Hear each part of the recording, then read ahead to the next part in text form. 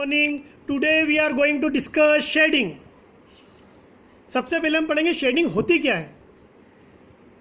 तो graphics object की polygon surface या पिक्सल पॉइंट पर इल्यूमिनेशन मॉडल को इम्प्लीमेंट करना है तो हम शेडिंग यूज करते हैं। क्या यूज करते हैं? शेडिंग। तो शेडिंग क्या है? Basically shading is referred to as implementation of illumination model at the pixel point, या कह सकते हैं polygon surface of the graphics object. अब ये शेडिंग यूज क्यों करते हैं? Why do we use shading? तो इसका आंसर मैं आपको बहुत आसानी से दूंगा।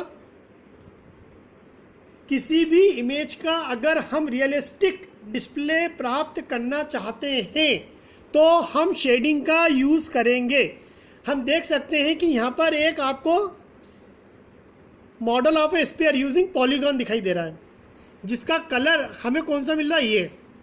लेकिन हम कौन सा कलर चाहते हैं? ये वाला जो रियलिस्टिक है। हम रियलिस्टिक डिस्प्ले चाहते हैं तो हम शेडिंग का यूज करेंगे। मुझे लगता है बहुत आसानी से मैंने इस पॉइंट को क्लियर करा है आपके।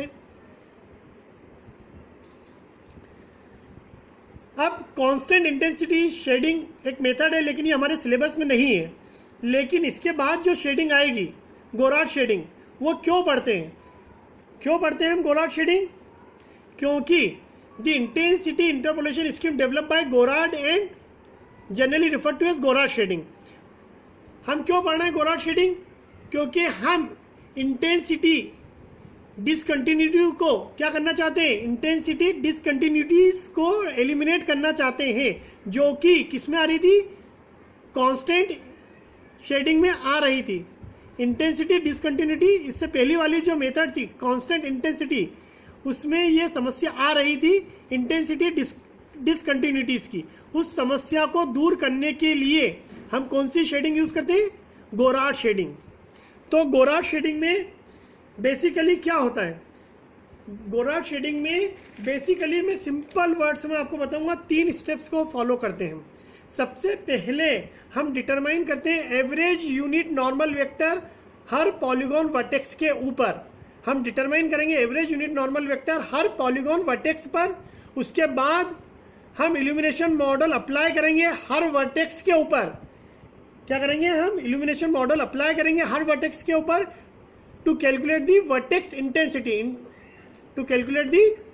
इंटेंसिटी। उसके बाद हम क्या करेंगे? Linearly interpolate the vertex intensity over the surface of the polygon, अब हम कैसे करेंगे ये चीज देखते हैं। सबसे पहले मैंने बोला determine the average unit normal vector. तो हमने बोला the normal vector at vertex v is calculated as the average of the surface normal. मतलब n1 n2 n3 n4 का एवरेज निकालेंगे। अगर निकालेंगे तभी हम the normal vector at vertex v को कैलकुलेट कर पाएंगे। मतलब इस v को कैलकुलेट करना है तो इन चारों का हमें क्या करना पड़ेगा? एवरेज निकालना पड़ेगा बाय यूजिंग दिस फार्मूला।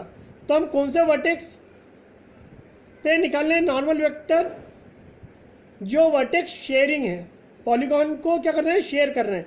जो वर्टेक्स पॉलीगॉन को शेयर कर रहे हैं, देखिए ये वाला जो वर्टेक्स 1 2 3 4 इन चारों पॉलीगॉन को शेयर कर रहा है, तो इस वर्टेक्स के ऊपर हम कैलकुलेट करेंगे average of the surface normal. आ गया? और इस फार्मूले के थ्रू हम कैलकुलेट करेंगे। इसके बाद मैंने बोला है apply an illumination model to each vertex. हर वर्टेक्स के ऊपर हम इल्यूमिनेशन मॉडल अप्लाई करेंगे to calculate the vertex intensity.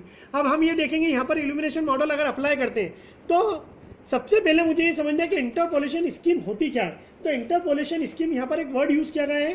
तो इंटरपोलेशन का मतलब होता है कि ये एक ऐसा एस्टिमेशन है जो अननोन वैल्यू का 2 नॉन वैल्यू के थ्रू क्या करता है? एस्टिमेशन करता है।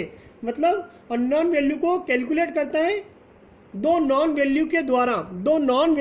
अननोन वैल्यू को अगर हम एस्टिमेट करना चाहते हैं तो इंटरपोलेशन का यूज करते हैं।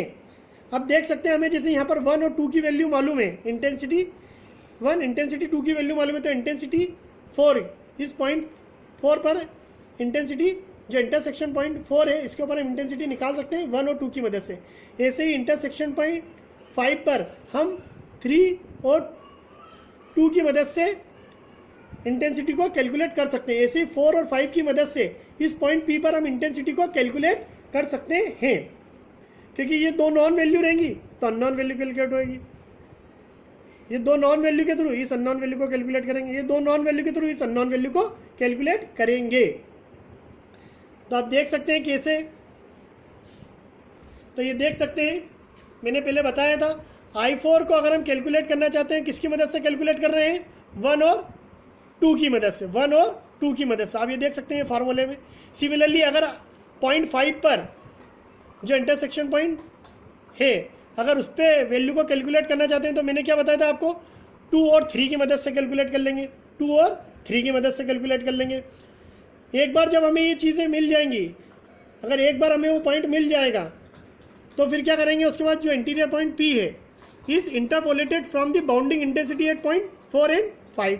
तो ये देख सकते हैं, तो 4 और 5 की वैल्यू मिल गई है तो पॉइंट P पर भी हम इंटेंसिटी को कैलकुलेट कर सकते हैं जो अननोन था। तो दो नॉन वैल्यू हमें कौन सी मिली थी, I4 और I5, उसकी मदद से unknown value intensity of at point P हमने कैलकुलेट कर ली। इसके बाद अब हम क्या करेंगे, बोला है मैंने कि हम linear interpolate the vertex intensity on polygon surface. अब हम क्या करेंगे, इंक्रीमेंटल इंटरपोलेशन ऑफ इंटेंसिटी, मतलब इंक्रीमेंटल इंटरपोलेशन स्कीम को परफॉर्म करेंगे। पहले हमने y को कैलकुलेट कर लिया, फिर y-1, पहले हमने x को कैलकुलेट कर लिया, फिर x+1। तो हम देख सकते हैं सिमिलरली फार्मूला अप्लाई करके हम क्या करेंगे, अलग अलग पॉइंट पर इंटेंसिटी को कैलकुलेट कर लेंगे। जैसे I1 और I2 की मालूम थी इंटेंसिटी, तो हम I की इंटेंसिटी निकाल लेंगे। सिमिलरली अगर हमने जैसे ऑब्टेन कर लिया तो नेक्स्ट पॉइंट पर भी हम इंटेंसिटी ऑब्टेन कर सकते हैं along the edge for the next scale line y-1। I की वैल्यू यहाँ पुट कर देंगे तो हमें नेक्स्ट I' की वैल्यू मिल जाएगी। अब जब हमने इंटेंसिटी कैलकुलेट कर लिए तो similar calculation are used to obtain intensity एक सक्सेसिव हॉरिजॉन्टल एक्सिस। तो गोराड शेडिंग क्या कर रहा है, रिमूव कर रहा है इंटेंसिटी डिसकंटिन्यूटी को जो कांस्टेंट शेडिंग में आ रही थी, लेकिन इसमें कुछ दूसरी डिफिशियंसी आ गई। ये क्या कर रहा है, हाईलाइट्स ऑन दी सरफेस और समटाइम डिस्प्ले एनॉमलस शेप। मतलब ये डार्क और ब्राइट इंटेंसिटी स्टिक क्या हो रही है, इसमें दिखाई देती है। यहाँ पर क्या हो रहा है, डार्क और ब्राइट इंटेंसिटी स्टिक्स क्या हो रही है, डिस्प्ले हो रही है।